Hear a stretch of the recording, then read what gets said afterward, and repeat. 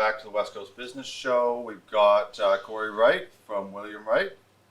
How's it going, Cory? Good. You're the managing director? Yep. Thanks for having me. Yeah. Appreciate the opportunity. We did it 4 years ago. We did it on another show. We did an interview. Yep. So welcome. You just met William. Yep. I think you guys have worked. You guys have kind of worked not directly with each other, but kind of through. That's right. Yeah. Yes, we've had an agent facilitate a transaction for him, so it's great.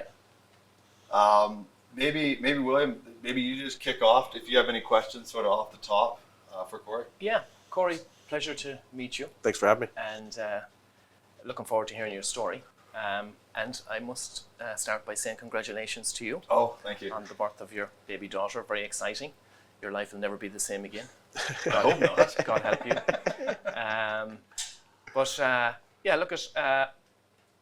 I'd love to hear a bit about your background. Sure. And you've had substantial growth and great success over the years, and to hear a bit about that too. Sure. Yeah. So I'll kind of, we were talking about before we were recording. I was in the hospitality industry before, which was a great training ground for business because as young, ignorant kids, you think like, oh, it can't be that hard, right? So, but you learn really quickly how hard it is. So you have tremendous respect for guys like yourself that do it really well. But through that process, we would buy and sell sort of hospitality type businesses. And we would negotiate leases, and we would deal with landlords, and we became a commercial landlord, and we would be a tenant in the situation. So, going through that process over time, feeling like, I don't want to say a feeling there's a better way. The passion was always to get into the commercial real estate brokerage industry at some point in time. But coming through the hospitality industry, we got to learn a lot about the transaction side of the business, which obviously we had some challenges, I would say, with some of the agents that we had hired that I'm like, there's got to be a better way. So when we left and we exited that industry, I went and worked for a residential brokerage on purpose because I didn't want to have any commercial support. I didn't want to have a commercial brand behind me. I didn't want to have commercial mentorship, for lack of better words. Obviously, you need mentorship, but I didn't want someone to spoon feed me how it was supposed to be. I was convinced from my previous 10 years through pitfalls and ups and downs, I'm like, well, there's got to be a better way to do this. Let's go give it a shot. So I got a job at a company called Propelled Real Estate Services, which was a tremendous place to work and learn in Yaletown. And then through that, built a business in the commercial facet of it, where they typically didn't specialize in commercial. So fast forward, call it 16 or 18 months. We had a lot of success I had a lot of success as an individual broker, that I was convinced my way was going to work. And then sure enough, we opened William Wright Commercial in an office with probably all of 200 square feet. One room was an ex-server room with the controls in the neighboring unit, so we couldn't control it. So it was freezing cold 24/7. The other office had no AC whatsoever, but we had a skylight for extra heat in the summertime. We had no windows, and this landlord that we did work for was probably the only guy that wouldn't check my credit at the time. So we got to go here. So we totally wanted to build this whole business on what we thought were kind of very basic business matters, such as customer service, communication, and consistency, which I felt maybe didn't translate as much as it should have to the commercial real estate brokerage industry. So we kind of built it on those foundations, have an amazing team across the province. Now that's probably approaching around 50, including all of our administration staff.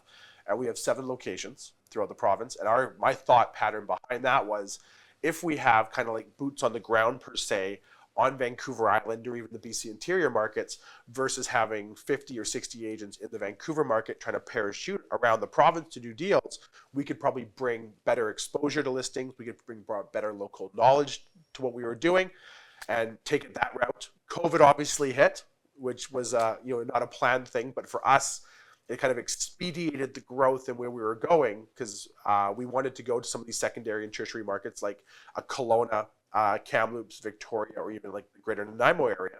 And when COVID hit, livability became really important. And now the population of some of these areas was growing faster than previously expected, where we obviously already had some offices open or were building relationships in these markets already. So COVID helped push us a little bit further into that. We came out the other side in a lot better position than some other companies did, and we've just sort of never looked back ever since. Very good. That story about your 200 square foot office brings back memories of ourselves starting up in a house in a little rancher in Metrotown. Okay. And our first office was in one of the bedrooms.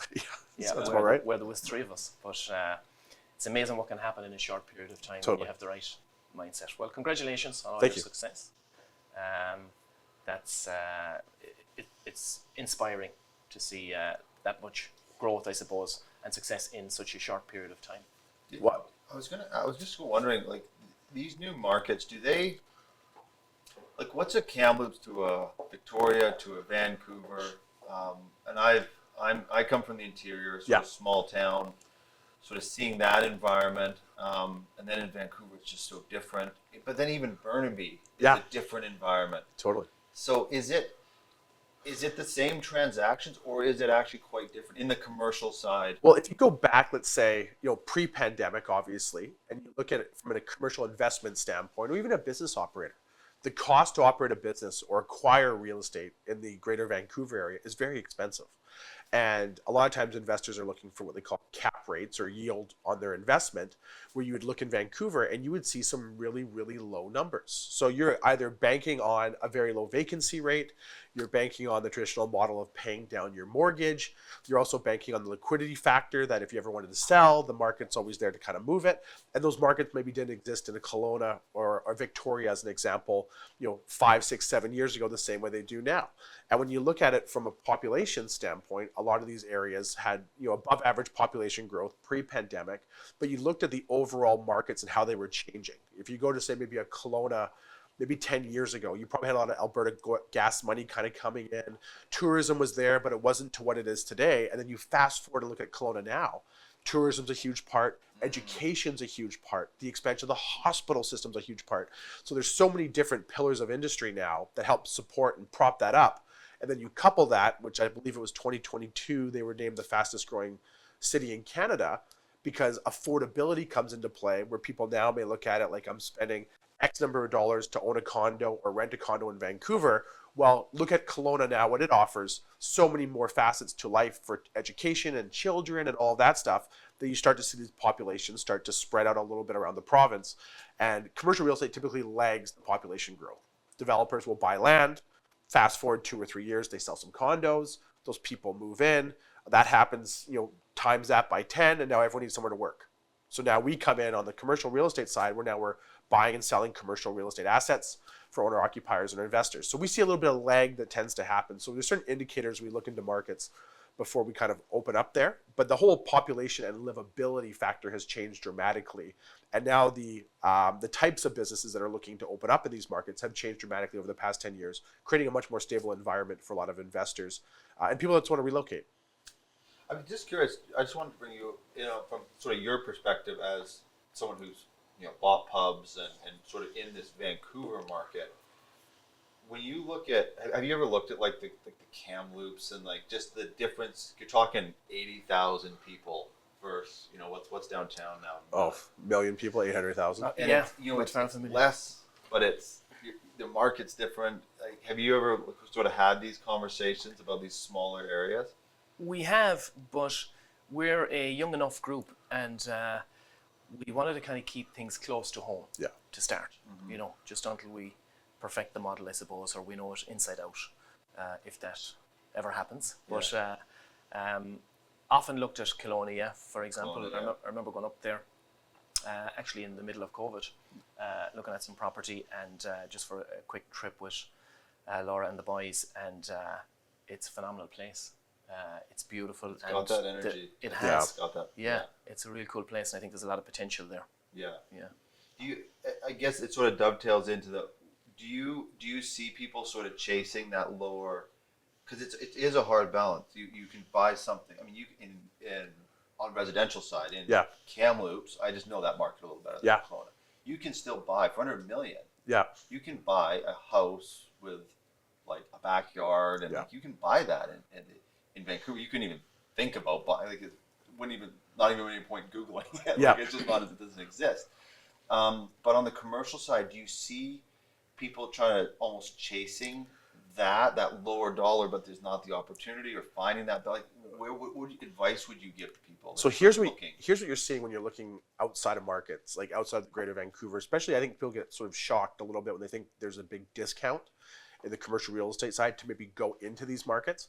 And if you look at it just from, say, like an industrial standpoint, which was a booming asset class down here, you might go to Kamloops, and a lot of people that are maybe paying 16, 18, 20 plus down here for lease space on a price per foot basis would go to Kamloops and think, what's it like, $4 here, $5? And they'd be astonished to find out it's like $16 Right. or $18. So the delta doesn't really exist that it once did. So from an investment standpoint, if I can go into a market, say like a Kamloops, where there's not a big delta on price, or sorry, on a lease rate, but the price to acquire the asset, and sometimes might even be half the price, and the vacancy rates are very similar in the markets that we're in, it makes sense all day long. And a great example is Victoria.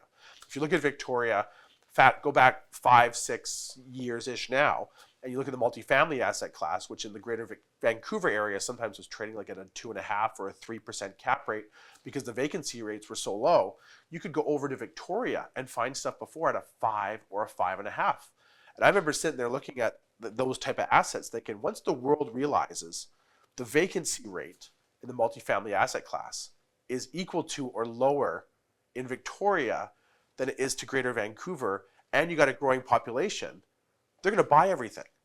Well, fast forward 4, 5, 6 years, those assets now are 3.5% cap rates, right? Or even a 4% cap rate where they compress quite a bit on existing income. The price has gone dramatically way up. As long as your vacancy to acquire the asset or the asset class you're in doesn't dramatically change, it makes sense. Versus you might go to like an Edmonton, which might have similar type price per foot metrics, slightly less than what it is here, but the vacancy rate of the asset class is so high, the landlord doesn't have the same ability to maneuver, because if William's location comes due and I'm like, you're now going to pay me 25, and he's like, no, I'm not, because I'm going to go down there and pay him 15 because there's 10% vacancy rate here, versus if the vacancy rate's 1.5 or 2%, the tenant, I don't want to say finds themselves stuck, but it's the operating cost now how to operate. And we're seeing that also in all asset classes, even like the retail asset class, where a lot of people think it's similar to how the housing market works. Maybe if I drop a rock in downtown Vancouver or the greater Vancouver area, and that's the ripples kind of get smaller as they go out, and that kind of represents housing prices. When it comes to lease rates, especially in the retail standpoint, you can almost drop a rock in almost every major city now, and the ripple effects happen more in a localized market, maybe not so much a provincial market. Because you can go downtown Victoria now and pay $70, $80, $90 a foot for prime retail, which is cheaper than sometimes you might find in Vancouver in certain markets, right? So that's all going to continue to probably to drive higher as population moves in, if there's not the same demand for the commercial side of it, where developers can buy land and build it. And a great example is like you look downtown Nanaimo. There's probably 5, 6, 7 office buildings downtown Nanaimo. Fast forward 20 years from now, and the population has now probably grown from 105,000 today to 125, maybe 130,000 people or more. Well, how many office buildings do you have? You still only have 5 or 6, because the cost to acquire the land and then build the office building is so great, the lease rates haven't caught up to those costs. So the replacement cost value of some of these existing standing assets is so much more that you would never build it again. Also, from a landowner standpoint, I want the greatest price for my land. I don't care if you put a tent on it after. I want you to pay the highest dollar for my land. And as long as the zoning allows for it, 9 times out of 10, that's going to be like some stratified condo project, not a 4-story office building.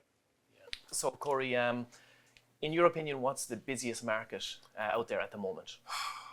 If I were looking to make an investment myself, I would probably look to like the Central Island area of Vancouver Island. And I'll sort of elaborate a little bit why. Sort of coming on the back of the office building comment of Nanaimo, is you're looking in some of these areas that are Langford, for example. Langford would be a good example. That was a market that when Stu Young was was the mayor there, they were very much pro-development, and that's where I think a lot of these small communities may look at these developers and think these are big bad developers, and you're moving in and you're changing our community.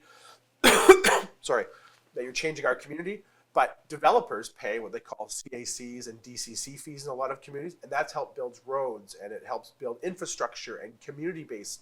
And that's where Stu Young, when he was in power in Langford, was very much going to the actual developer saying, come to Langford, we're open for business. Sorry, my apologies. Yeah, no worries. Yeah. Come to Langford, we're open for business.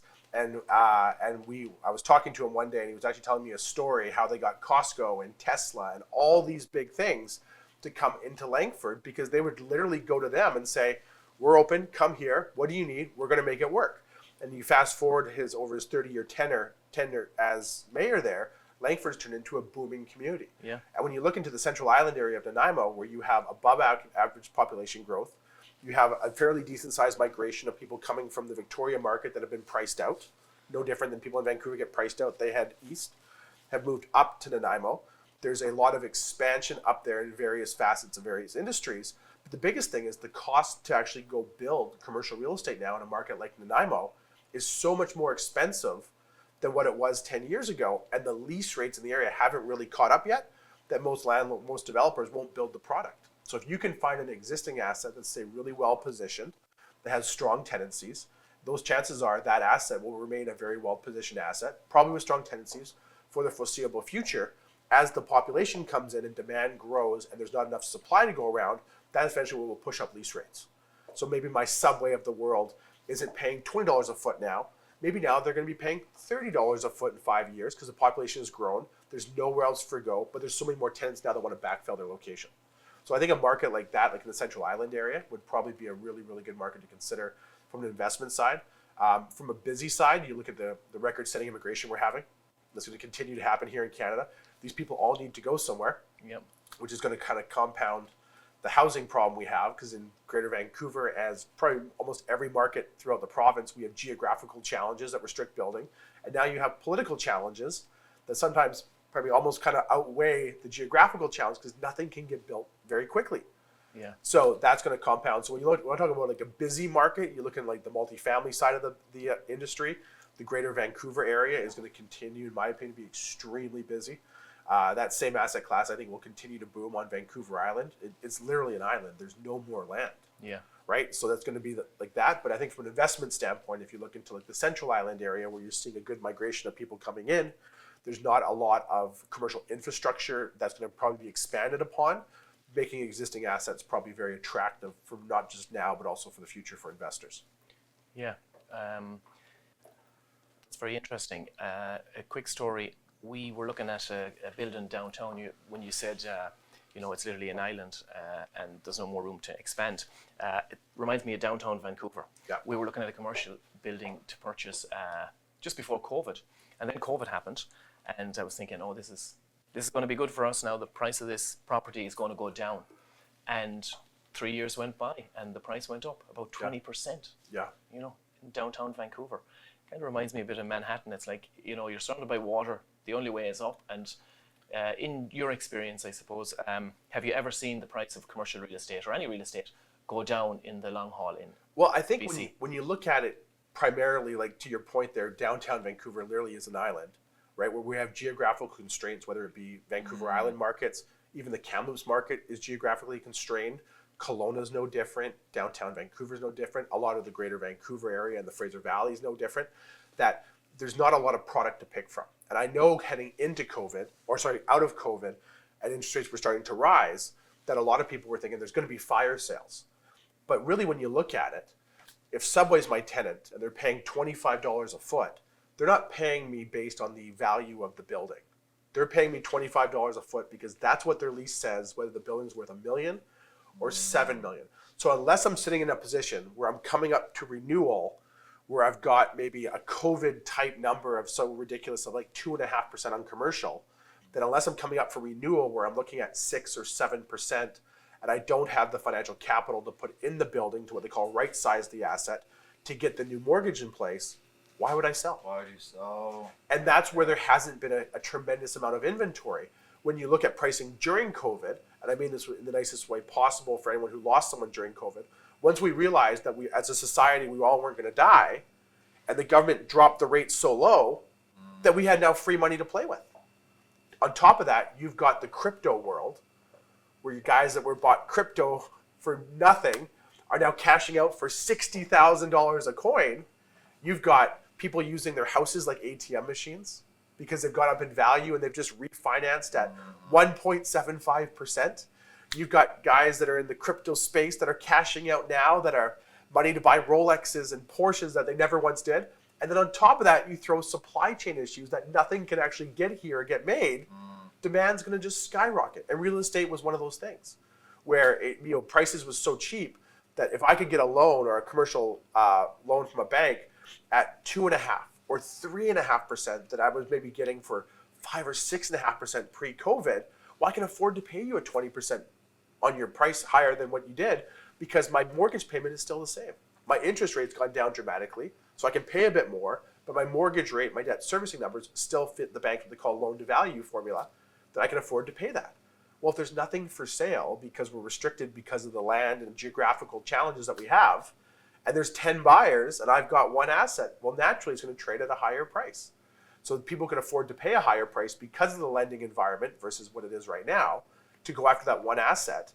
And then, the rest is history. Now we look back on it and you almost had kind of like regional type pricing. And by that I mean, maybe in Vancouver you would have commercial assets that would trade at 3 or 3.5% cap rate. And Chilliwack, as an example, might be 4, 4.5, or 5. Well, because there was not a lot of inventory to speak of in the region, money was so cheap and everyone had so much of it that people were buying things in Abbotsford and Chilliwack at like a 3 or 3.5% cap rate, where now it was almost like regional pricing across the board versus Greater Vancouver was this, Tri-Cities were this, Lower Mainland was this. It was almost regional pricing because there was no inventory to speak of. Because again, if I don't have to sell it, why would I sell it? It's not like I can go replace it. If I had the building that I paid $2 million for that's worth $6 million today, well, if I sell it, I can go back and buy it for $6 million. So unless I'm willing to do that, it created a lot of buyers, a lot of sellers that just weren't motivated to sell. So really, unless you're cashing out. Yeah, or you have a strategy maybe where you feel you bought it at the right time. Yeah. That wave is now past, and now maybe I'm cashing out in Vancouver, and I'm going to Vancouver Island, where I'm going to buy a much lower market and then try to ride that wave. So unless you have a strategy for it, a lot of people weren't really motivated to sell. It's very interesting. Yeah, it's where do people make mistakes? Like, I remember being probably 20 years old. Yeah. You're with, everybody's got their sort of first jobs and they think they have money. We've all been there. Yeah. And you don't realize what money actually is even yet. Yeah. And you start saying, well, we should buy a condo. No, we should buy a duplex. We should buy and then somebody says, my dad buys commercial real estate. So then you start talking, away you go. Yeah.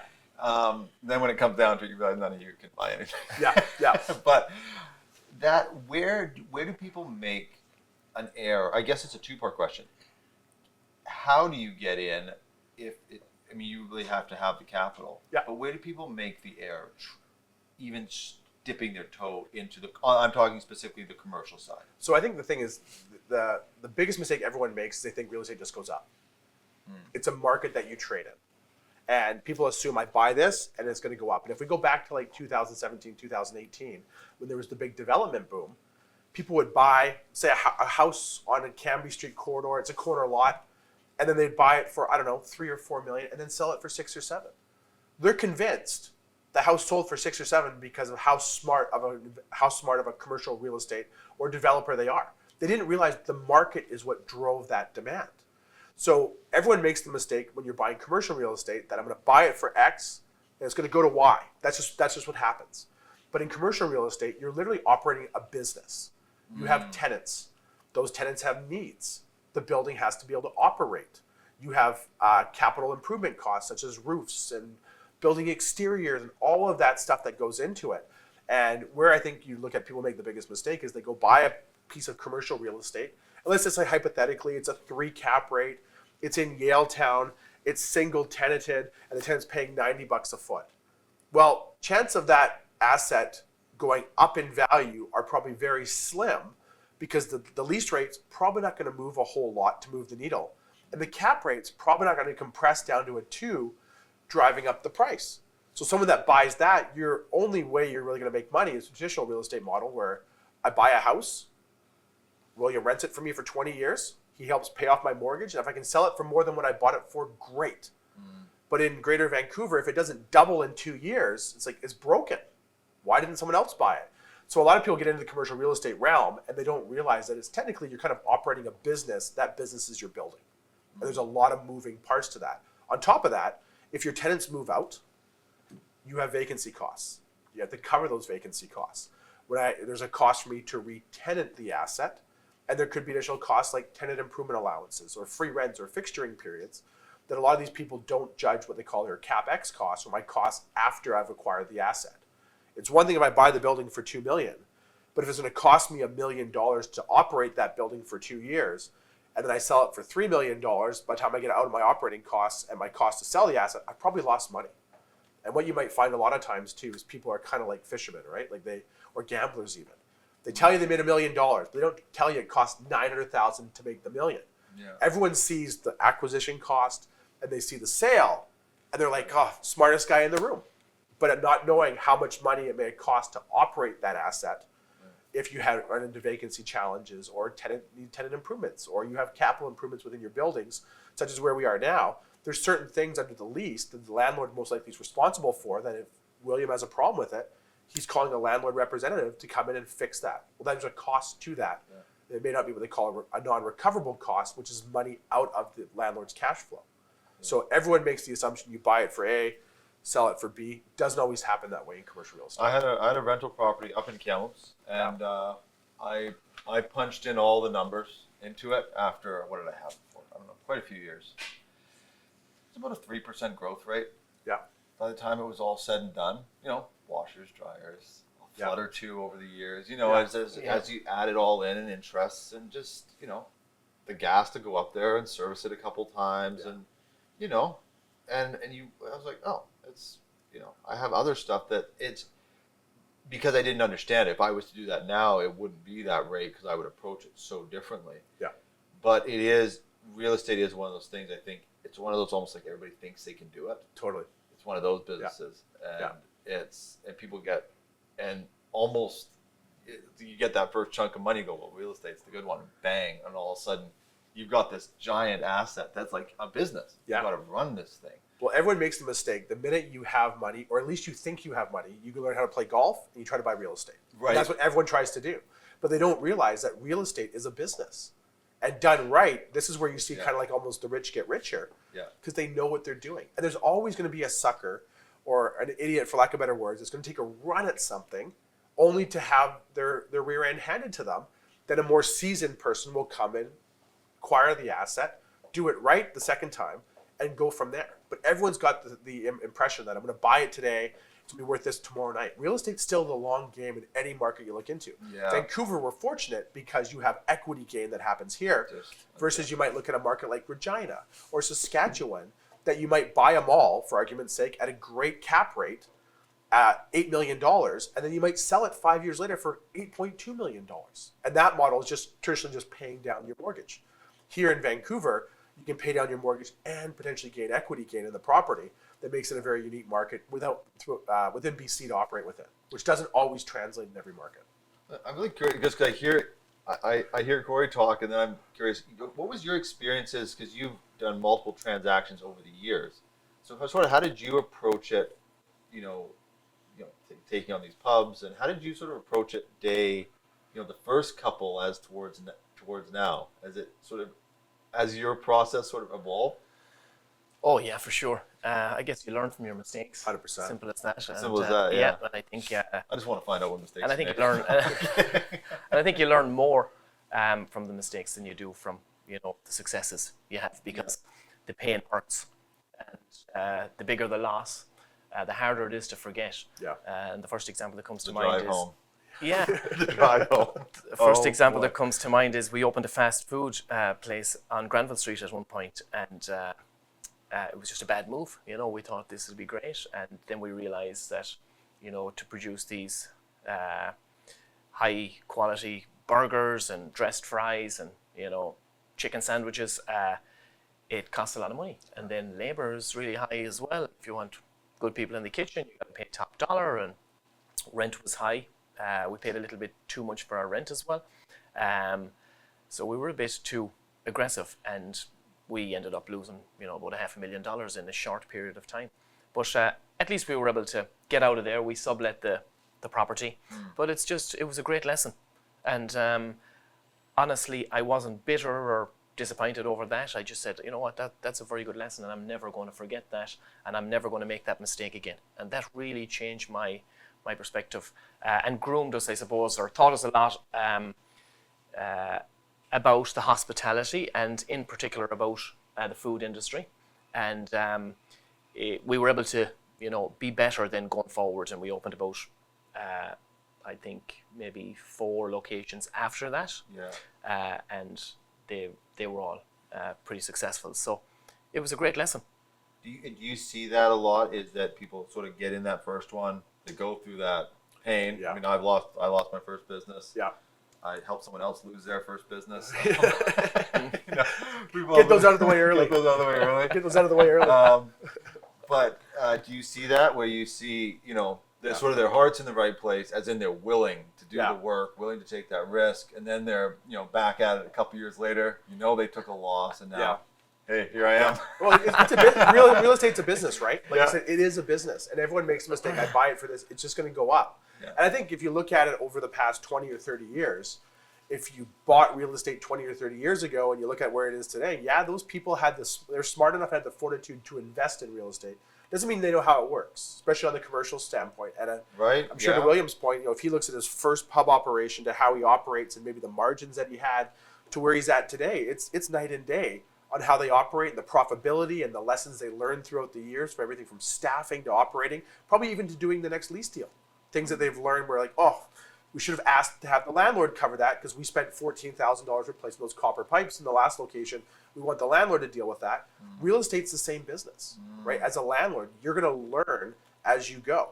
And granted, yes, you might have bought a piece of real estate in commercial that was X and you sold it for Y because the market took off on you. That's almost the kiss of death, because now you've got too much money and you think it's you. And the biggest thing is you want to never lose sight of what you're good at. And, to your point of maybe like trying to expand outside of a region where you operate or really what you know, we see hospitality operators all the time do that, where they're really good within a market and they think that's going to translate to Victoria. And they don't look at maybe the culture difference potentially there, but also the scalability of that. Now I got to staff it. Now how am I going to deal with problems on a day-to-day basis? It's one thing if you can't drive to your locations to operate this thing. Real estate's no different. And that's why you tend to see people that buy an asset and maybe they do really well with it, or they do really, really poorly with it, but they've taken a lot from it and they kind of get better. And during the pandemic I think a lot of people, they look at, they have that almost that notion that I can't look past the forest or through the trees. And they think, the interest rates are too high, I can't buy anything. Well, no, there's still a lot of opportunity out there. And in my opinion, it was probably the best opportunity to acquire some real estate because I wasn't dealing with people in the pandemic era that were just throwing numbers out, overpaying for buildings that allowed me not to be able to acquire it. Now, those 10 buyers that were looking for that asset have all vanished. And now there's just 1 or 2 people that are looking for it that know how to build the equity in it, what we call a value add property. They know what the future is going to look like in that area, and they're willing to take on a little bit higher interest rate to acquire it as the cost of doing business, knowing full well in 2 or 3 years down the road, my lease rates might be dramatically more than where they are today. Maybe there's a big development play on the back end. Maybe there's a big education center coming in that I'm going to be able to drive my rates there long term. That now it's almost like that's where they say like the rich almost get richer because they're good at what they do and they know what to do. And all the people that want to kind of enter the fray that maybe aren't as seasoned, that are causing other people to pay a lot, they kind of back out. And I'm sure it's similar in your industry. There's always a sucker that will go try to rent out the old restaurant space to give it a go. But because of that sucker, it's why you pay what you pay for lease rates.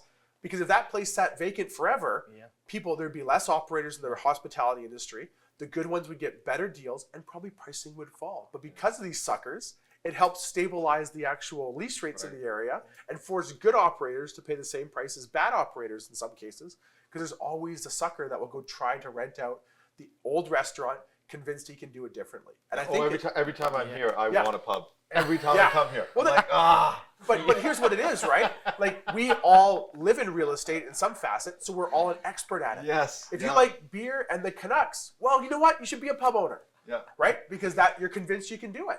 Stop saying it. I might have to, it's like that story of the. I'll be trying to talk to you after the show. Hey, do you know a pub? It's like that story of the couple that had the restaurant and they had one and they opened a second and soon they had none. Yeah. Yeah. And that's so true. If it can be your downfall if you open a place and it's a huge success, you think this is easy, let's do another one, and then you do another one and it doesn't work out for whatever reason, and that happens all the time. So you got to be careful. But you wouldn't believe how many people ask me all the time about getting into the pub business, and I think they they Can't because stop they're texting you. because they're friends, and I think they genuinely think that I'm just afraid of the competition. You know, not at all. I honestly believe that competition is great, and I enjoy it and I embrace it. I do. When a place opens and they're going to be a competitor, I'm happy about that because it keeps us on our toes. Yeah. It keeps it interesting, and it drives us to be better. You know, course, yeah. imagine somebody said to me one time, imagine if you went out and played a game, you were playing golf and every ball you hit went into the hole. How boring would that be? Yeah.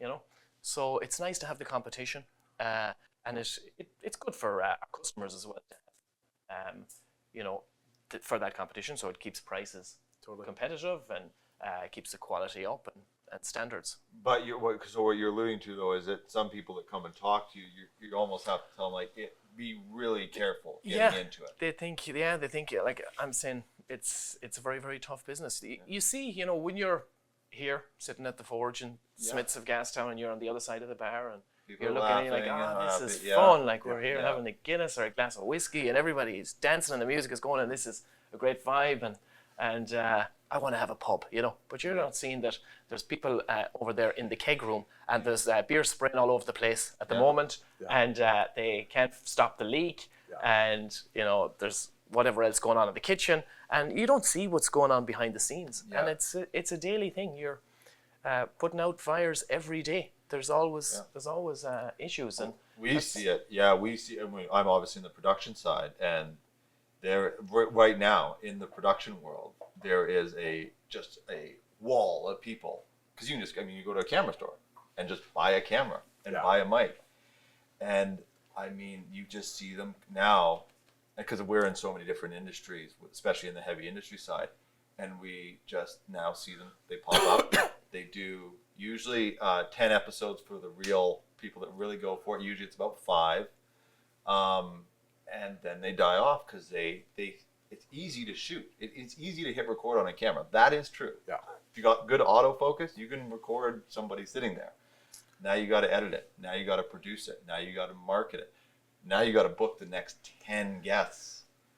You know, you think you have this huge circle, and all of a sudden you realize, wait, a show a week that's 52 people. 52 people have to come in here and talk. You know, all of a sudden the way it goes. And I've seen it. I mean, have you seen people like get into the pubs and like try? Oh yeah. Yeah. And they think, you know, I'm going to kill this because I'm going to sell a pint of Guinness for this price, and I'm going to, you know, I'm going to steal all their customers. And then they realize that that's actually illegal, you know. And then they realize that I have to sell it for this price point to make money. Yeah. And it's, you know, it's a premium stout that comes in from Ireland, and you have to pay for the logistics and the travel costs and your labor, and they realize that when I sell it for this price, which is a way higher price, I'm still not making money. You know, but I think and then they pour it, then they can't pour it like you guys can, and so then it's not good anyway. Yeah, because people don't realize that it's quite the process. You know, you have to have it at the right temperature. You got to let kegs sit for a certain period of time before you actually tap them up, and then the whole stage. Pouring and it's not as easy as it looks. Yeah. But I just find, you know, you just kind of let them at it because they learn like we did and like everybody else does. Yeah. And once you go through a small little bit of pain, it doesn't take long. Yeah. But this actually leads me to an interesting. What are a couple of businesses that you see a lot of the turnover? The next business and we'll keep it positive too. What are some businesses that you see people like, oh, these are sort of stable businesses that when people get into them? Are there a couple? Pubs. So that's hospitality is probably because it's the largest percentage of, say, the retail asset class as a whole. You see a lot of it, and then obviously hospitality stretches all the way from your pubs to your hot dog stands and all of that in between. And to William's point, it's a hard business, and a lot of people, the entry to barrier is so easy to get into it. Yeah. You get some money from mom and dad, or whatever it is, and you're going to go open a sandwich shop, and we're going to take a crack at it. And just because maybe you're a really good home cook or a chef doesn't make you a restaurateur all of a sudden, because now you have to operate a business. So hospitality is an industry that you see probably the most amount of turnover. Seasoned people and newbies? More than new people coming in. Yeah. It's kind of, if I looked at it from the outside, it's like an 80-20 world type of thing. There's 20% of the industry is probably seasoned vets that do really well and they grow and expand their operation, then maybe 80 or 70% or 60% are people that more fly by night. And granted, some of them stick. Yeah. But consistently, they probably turn over because they just don't understand what goes into the back end of a business. Yeah. And then businesses that you see are much more stable are more like in the medical related fields, right? Where if you look at a dentist office 10 years ago, dentist. they were probably on the 10th floor. Yeah. Now you're finding a dentist office on a retail setting because they have to gain exposure and all that stuff. So things you see more like SkyTrain stops. Well, medical related type businesses tend to do really well. Or you get things that would fall under what we call like a lifestyle tenant mix, like a barbershop. Yeah. Right, where your hair's going to grow whether it's pandemic or not, or in good times and in bad times, you still got to get your hair cut. So that's a market that would typically tend to service. Again, good operators of that type of business will do better than bad operators because there is moving parts of it. So the barber ones you do see lots of turnover, or people are no, they would be ones that would probably be more on the stabler side of it, right? Obviously, the demand for the actual industry isn't as huge. We're talking pubs. And they're small locations as well, small footprints. Small footprints. Without kitchens and all they're that. very easy to staff. A lot of times you have kind of like an independent contractor model that works where maybe they rent a chair from the operator and they're kind of their own little business. So things like that you tend to see turnover less than maybe you would see maybe like a t-shirt shop or a hospitality type thing where you'd see a lot greater turnover. When you go into the industrial side of things, because it's much more like generalized, for lack of better words, like it's general warehouse use, is not as specific as retail, it's harder to tell if there's certain types of businesses in that asset class that are turning over. It's a question I often ask to our bankers, the exact same question, and they'll say, well, the hospitality industry will give them this much, if they're good operators. Daycares, we love daycares. Daycares. So that's the one that they normally tell me. Daycares they see can be very profitable. Yeah, you and have successful. to do something crazy to go out of business because people are just like hair and kids. There's certain industries that, regardless to the condition of the economy, that are going to have to survive. That's right. And when you look at the retail tenant mix post-pandemic versus pre-pandemic, you look at things like fitness facilities have done really well, like your F45s and some of these more intimate gym type settings have done really well. Certain hospitality operators have done really, really well. The medical industry has done well. And when you look at it from an investor standpoint or a large scale asset owner, grocer anchored assets do really, really well because it creates a good lifestyle mix. I'm going to save on foods. I'm going to the BC liquor store after to get my bottle of wine. All of a sudden, when I get my haircut, I go back to the same plaza. Oh, look, there's a sushi place I can go there. And I think even from a landlord perspective, the footprints of some hospitality markets have shrunk a lot. Because one thing we learned during COVID, just because you have a lot of locations doesn't mean you're successful. It means you have a lot of expenses. Right? So people now look at things and they try to shrink it. And I remember being at a conference before where a gentleman from, I believe it was the Browns Restaurant Group, I think it was, maybe it wasn't, we're talking about how their floor plan has changed dramatically thanks to food apps. And the challenge they were having before on some old locations is all the food app drivers are all taking up the good parking stalls.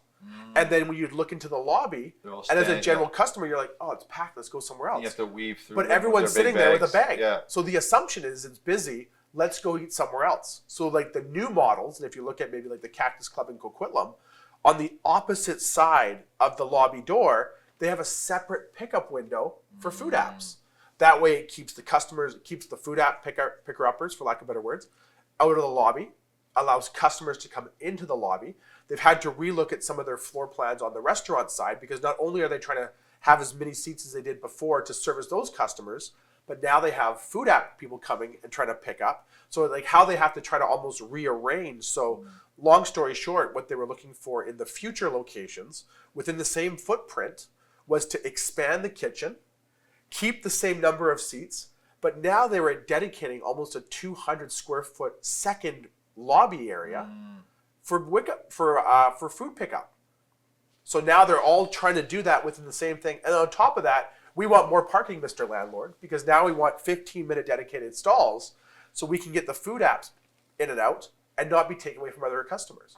So it's just a change, a sign of how things change. And in business, probably more so the hospitality, and William, you know better than I would, is probably an industry that's changing daily. There's always something new out there that's constantly changing the industry, that the minute you think you've made it, is probably almost your demise because the companies that are always willing to innovate and build for what's next are probably the ones that will always stay on the forefront. And it is changing daily, but one thing we started to do in recent years is a performance review annually. And you spoke earlier about the 80-20 rule, and it's amazing to see, 80% of our sales come from 20% of the things that we do, and that's still the case. Yeah. Like, we sell so much Guinness, you wouldn't believe it, Yeah. But Guinness is not very profitable. So, I was thinking, okay, we sell a lot of Guinness. What do we have that's like Guinness? Let's market that a bit, and we can, increase our margins there. But I'd say 50% of our sales is Guinness. People come into an Irish pub, they want a pint of Guinness. Yeah. Yeah. What I order every single time. Yeah. And burgers. Burgers remain in North America. They remain to be the number one food item. A burger. People come in, they want a burger and fries. On game day or whenever. But it's a burger and fries. It's chicken wings. It's fish and chips. Yeah. These things don't change. There's lots and lots of new food items that you see coming out all the time. The battered cauliflower and all these things, but they don't take over. I find anyway. No, they kind of flash and then they do. Yeah. It's kind of like I think all of the breweries that popped up, like 250 or 300 breweries in the last few years. Now we see a lot of them closing. Yeah. So it was a bit of a fad, I think. It's a business, right? Yeah. You have to operate these businesses. Yeah. That's, if I was to tell, actually, maybe all of us could put our 2 cents in on this. If I was to, one advice I would give to people getting into business in general is try your hardest not to be a copycat. Because when you see something, that's what humans do. Yeah. They see something and they go, oh, they get used to it, and then they want to be a part of it, or they start to think something is good business, but they don't realize, because I've seen it 10 times now. No, you need to be unique. You need to do that. And it's it's a hard thing to even sometimes know you're doing. Yeah. Because you don't realize that you're just copying something you've seen now, but no, if you've seen it, you're too late. And You're keep already it simple. behind. Keep it simple. Keep it simple. That's what I always say. It always amazes me when I go into these pubs across the world, and they have huge menus. You're a pub and you have a huge menu, Turning both the pages. drinks, Turning both the pages. drinks and The Cheesecake Factory. food. It's like, how do you make that model work? I was in Vegas last week and down there at a conference, and I went into In-N-Out Burger. I had never been there before, but the guys that were with me were saying, "You got to check this out," because they lived in the US. Whether it's overrated or not, I went in there on Tuesday, early afternoon. There was about 300 people in there. I got served. Insane. I said to the guy that was with me, I said, "Is that the menu? You know how many things they have on the menu?" No. 2. You can get a burger and you can get fries. Talk about keeping it simple. It's got to be the most successful multi-lined franchise in the world. I never seen a fast food restaurant as busy. And I did get a burger, I did get fries. The burger was really good, but it was a burger. It had lettuce, it had tomato, it had onion. That was it. Yeah. No different to any other burger, but by the time I put in my order, stepped aside and got served 7 minutes later, about 100 people had been served. They had 10 cashiers and everybody was busy. It's bizarre. That place I must knocked be at doing... burgers. I love telling people because everybody loves them, so I love being that guy who's like, eh. I can't imagine. But, And like it's not on the main drag either. It's down off the strip. But I've never seen anything like it ever. And there's no making up your mind. It's like you can have a burger, you can have fries. And in all fairness, there was a hamburger, a cheeseburger, and a double burger. Gotcha. But all that's the a same burger. pattern. Yeah, it's all, and then you had your fries. Yeah, But- I was actually, I got an Uber with a lady that her daughter or son had worked for them too. Said they're just fantastic as an employer.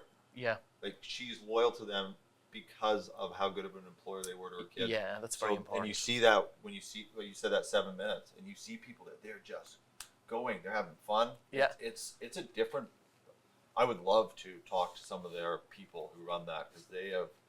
Even though I'm not a big fan of the actual burger, but I'm a fan of everything else. The business model works. I think when you look at it too, right? Like, if you look at, there's that simple saying that, if you spend 80% of your time on what 20% works, you can 10x faster than you can 2x. And I remember I was recently in a conference down south, and there was probably 800 people in this, and some really, really top-notch speakers and some really top-notch CEOs were attending the conference. And I remember they put up a list. So if you had 100% of your time dedicate what percentage you would apply to what you're great at, what you want to be good at, and what you're not so good at. And everyone's got their little beeper thing. And probably 75% of the room is like, well, I got to dedicate most of my time at what I'm not good at so I can get better. But if I'm already great at that, I don't want to worry about it. And then they flip over the results and they show you kind of like what some of the top CEOs, how they run their company. Sure. And it's 90% of what they're great at. Because they're like, we're already good at this. Let's be the best and continue to be the best on what works versus wasting our time trying to figure out other things that maybe don't make us any money. Steph Curry, I think, is, as a human being and as an athlete, is the best example of that. I was just listening to Tony Robbins talking about him, that he takes 500 shots a day still. Wow. Yeah. So now you accumulate that over how many, some millions of whatever shots he's taken. Stick to your knitting, that's it. And he is just, I mean, he's broken the record far and away. Like, it's not even close. Like, it's just it's its own record. Yeah. But they know it works. I was reading a thing recently about Tiger Woods, and he talked about how he would sit in his backyard for hours and hit 3 and 4 foot putts. And his thing was like, well, that counts for the same as a 300 yard drive. Yeah. But this is the hardest shot in golf to hit. Yeah. So this is someone who's accomplished more in his game than most, and he just sticks to what works, and they don't deviate off that. And I think people say he's gifted. That drives me nuts. Yeah. It drives me nuts. Well, you definitely need to have raw talent, probably to be good at something, but you need to have the drive, I think, to turn it into what. And the focus. The focus, and the discipline, right. There's a lot of people in sports that you watch that have play at a professional level, and they probably have a lackluster career, but they got all the talent to be one of the greatest guys. They just don't put it in. And there's probably people that maybe shouldn't be on the team, but they're the hardest working guys. They've made every team because of that, and they make a career out of it. Yeah, I think hard work beats talent when talent doesn't work hard. Isn't you got that right? It says it says that on one of our walls in one of our offices. That exact saying. I think it's one of the qualification on it sometimes though too is they're talking about what you focus on, because there are some people too that make the mistake of working hard but on the wrong thing. Yeah, totally. And that's what this whole thing was at. Like, focus on what you're great at and become that much better at it, because that's what works. Find people who are better at your faults or your weaknesses to better support you versus trying to become great at your weakness. Yes. Right? And that's where I think it's so important. And I think, to your point of what is, a piece of advice for people getting into business. And I think post-COVID showed us more than anything. I don't care what business you're in, the restaurant industry, the professional sports industry, the real estate industry. The number one asset that every company has that I think so many companies lose sight of are people. Yeah. People are your best asset and your most important asset. And the only way we've been able to scale to get to the level that we have is we have an amazing group of individuals that we empower every day that come to work enthusiastic about what they do. Without those 50 people, we're not sitting here today having this conversation. And I think so many companies lose that. And I can only imagine in your industry right now, where labor's been more harder to come by, the quality of those good people are what drive your business every day. Because you can't go touch every single table. They're a representative of what you are. And trying to find those good people are becoming harder and harder to do. And when you find them, you got to retain them. And you got to make sure they're valued, and in particular try to grow with you. Because 50% of a watermelon is a lot bigger than 100% of a grape in a lot of scenarios. Yeah, it's so true. And you're only as strong as your weakest link. You know? It only takes one person to let you down. So you got to make sure that you have the right people and that you give them the right training and support as well. I think it's very important. And I do agree with you. That's been a huge reason for our success and our rapid growth over the years. One business comes to mind. We have a business that's very, very successful, and we have absolutely no turnover there when it comes to people. No turnover. I'd say in almost 5 years, we haven't hired 2 people. Wow. Yeah. Wow. So it just shows you, you've got a tight team. They're invested. They care. You can't go wrong after that. But it also goes to show you the type of employer that you'd have to be to maintain that retention. Because when labor markets get weak, there's always the competitors that are willing to come offer your best guys the opportunity for what they're going to pay. As grass is always greener on the better side, but to be able to retain that talent speaks volumes, I think, to the type of employer that a company would have to be, and you guys seem like you are, in order to maintain that. Because especially in the hospitality industry, they can probably walk literally next door and get a job right now. Yeah. Right? So to retain that employer is almost like a flight to quality type of thing as an employer of what you now offer and the work environments you offer and the culture that you have to offer to maintain the staff as long as you do. I'm actually I wanted to ask you before we wrap up about just the success of your company, though, that because you do have competition, Yeah, of course, for sure. and now you're moving into different markets. And how do you separate yourself out? I mean, there's a team building that we've talked about in that, but how do you as a company, as a brand, say we're here, we're at this level, this is why you want to work with us in a very competitive environment? Yeah, well, I think our business is a business of execution. And what happens a lot of times too, and it's happened over the years, maybe companies aren't as loyal as they once were to certain brokerage brands, whether they be local or national, that we're in a business of execution. If you're a landlord and you have a vacant space, you want it filled. And our job is to fill it. We're in an industry where people give us free inventory, right? We don't have to go buy it and then stock it and sit on it and turn it over. People sometimes give us the largest asset that they'll ever have within their company or their family for free to go work with. So we're in a business of execution. So I think that is really, really important to us and how we market the company, how we grow the company, and how we execute on what we say we're going to do. But a lot of that starts with corporate culture. And in commercial real estate, as in residential, it's a very lone wolf type game. It's a commission-based industry where it's kind of like, I don't want to show you what I'm working on because I don't want you to take my clients. So you get a very hostile work environment. We worked really hard to buck that trend, having smaller offices where everyone kind of has their own lane, for lack of better words, to work within. You don't have 3 or 4 retail teams competing for one listing. We might have a 1 or 2 individuals that focus on that asset class in that particular office, so we keep the layering effect out. But we also have revenue sharing programs that are company-wide revenue sharing programs for our teams that encourage them to help and work with each other at other offices. So one feedback we get when we have a lot of agents that will join us, maybe from one of the larger firms or international firms in the city, they'll come in, they'll say, I can't believe, A, that management is available right away, because that's an industry that management isn't typically available. Leadership is there, mentorship is there, but the fact that other people in this office are willing to go for lunch with me and help me on something creates that collaborative work environment, and we focus so hard on that. I remember reading an article from Forbes that was probably 10 years old now, and I think they polled 10,000 or 1,000 Americans at the time. What are the most important things to you in your work environment or at your job? Number 6 was compensation. Number 1 was work environment, right? Yeah. So from a company standpoint, we've got to create a very unique work environment. And I always look at it, if we hire somebody, they might think that we're taking a risk on them. Well, I look at them as if they're taking a risk on me, because I have to deliver every day. Because in our industry, where there's a lot of highs and lows, we're not just hiring that one individual. Chances are we're hiring that whole family that comes along with it. So we need to deliver every single day. And if we can do that and maintain a great corporate culture along the way and everyone can be successful at it, then the retention level typically stays very, very high. Yeah, that's a brilliant model, Cory. And that reminds me of the tipping model that we have within our group. So some of our businesses which we purchased, they get individual tips, or they did get individual tips. So then we're trying to encourage them to come over to the tip pooling system, right? Where everyone is in it together. But a lot of people really don't want to do that, and they will just walk out the door and say, we're not doing that. So when that happens, we just say fair enough, and we try and hire the right individual to replace them. But once they realize that the tip pooling is going to benefit everybody, and they buy into that, like we do it at all of our locations now, and there's absolutely no complaints. They love it, and the idea of it is basically if you're working a day shift and it's really quiet and you don't get many tips, somebody that comes in and works the night shift and it's a lot busier, you'll get some of their tips, you know. But some people have the mentality where, I'm working hard and it's busy now and I want all of those tips for myself. So we're not a team, we're not united. But it doesn't matter now, you can have the best server in the world working during the day.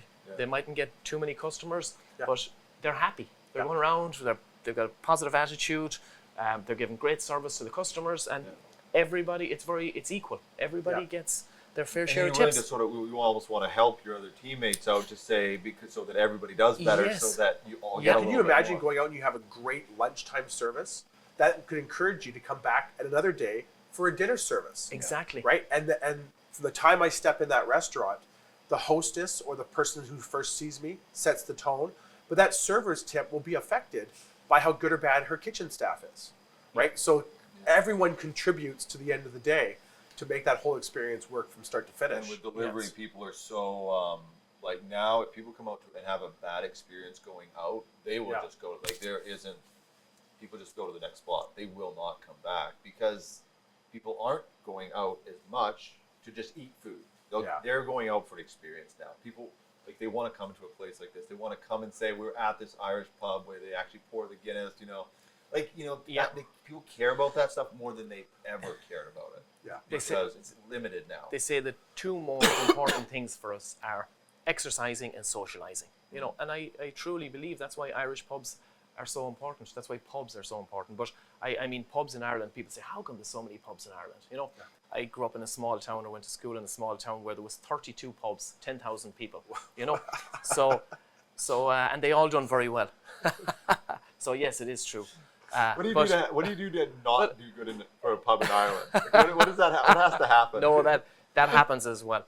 I can safely say that our Guinness here in Smiths of Gastown and many of our other locations is as good as a lot of pubs in Ireland, and better than most. But I think people come to the pub to socialise. I think that's the number one reason, and that's why COVID was so hard, and a lot of people struggled. And I heard some very sad stories in Ireland. Bachelors, that live out in the country, and they go to the pub every night, not because they need to drink, but they might have one or two beers because they want to talk to their neighbours. They want to meet people. They want to socialise, and that helps with their mental health. It's very important. And that's why this working from home thing, it really concerns me. Yeah, it does. I think, sitting around all day and sitting in your pajamas and, not seeing or socializing with people, I don't think it's good. It really kills people. Yeah. Especially people, there's some people that don't need it as much, different personalities, but even the people that don't need it, if you get it down to zero, well, now they're not getting anything. It's scary. Yeah. It's actually really scary. And the stats prove it. There's lots of stats coming out now that's really unhealthy for people. Yeah. Depression and that. Yeah. So I have a little presentation to make here. This, Cory, is a whiskey that a very good friend of ours, Bernard Walsh from Writer's Tears, he done a special cask for us, as you can see here behind you.